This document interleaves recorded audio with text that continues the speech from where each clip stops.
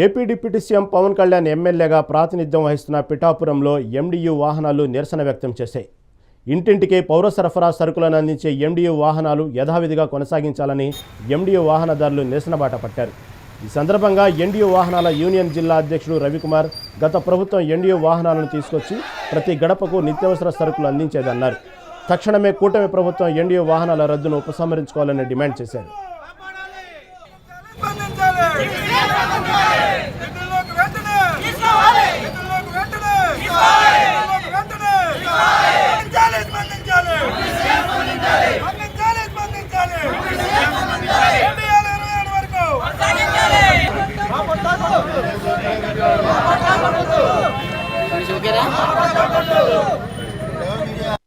ఈ నెల 15వ తారీఖున రాష్ట్ర సివిల్ సప్లై కమిషనర్ గారు రాష్ట్ర కమిటీ ఏదైతే ఉందో మా రాష్ట్ర కమిటీ బృందాన్ని కొంతమందిని పిలవడం జరిగింది.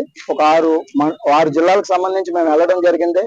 6 జిల్లాలు కాకినాడ జిల్లా, తిరుపతి జిల్లా, నంద్యాల జిల్లా, విశాఖ జిల్లా, పల్నాడు జిల్లా, గుంటూరు జిల్లా, ఈ 6 జిల్లాల వారు కూడా కమిషనర్ గారు ఈ నెల 15వ తారీఖున పిలిస్తే మేము వెళ్ళడం జరిగింది. మమ్మల్ని అయితే కమిషనర్ గారు మీతో మాట్లాడడానికి రమ్మన్నారని చెప్పి వెళ్తే సడన్ గా మంత్రి గారు కూడా వచ్చారు. మంత్రి గారితో సమావేశం మీతో ఏర్పాటు చేస్తున్నాం అని చెప్పి మంత్రి గారితో సమావేశం ఏర్పాటు చేశారు.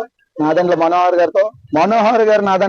గారు సుమారు 11:30 నుంచి 12:30 వరకు ఒక గంట వ్యవధిలో మాతో మాట్లాడడం జరిగింది.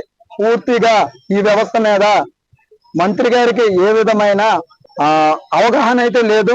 ఎందుకంటే మమ్మల్ని కూర్చోబెట్టి ఈ వ్యవస్థ ఎలా వచ్చిందని మా ద్వారాగా తెలుసుకుంటున్నారు. ఆయనకి ఈ వ్యవస్థ మీద అసలు ఏ విధంగా గత ప్రభుత్వం ఏ విధంగా తీసుకుంది అని చెప్పి ఉన్నటువంటి అధికారులను అడిగి చర్చించాలి తప్ప మమ్మల్ని కూర్చోబెట్టి మాతో స్పందిస్తున్నారు. మేము ఒక్కొక్కరుగా ఈ వ్యవస్థలోకి మేము 10% సబ్సిడీ కట్టి బడుగు బలహీన వర్గాల నుంచి ఎస్సీ, ఎస్టీ, మైనార్టీ నుంచి మేము వచ్చాము అని చెప్పి మేము చెప్పాము. ఇందులో రాష్ట్ర వ్యాప్తంగా మహిళలు కూడా ఉన్నారు సార్.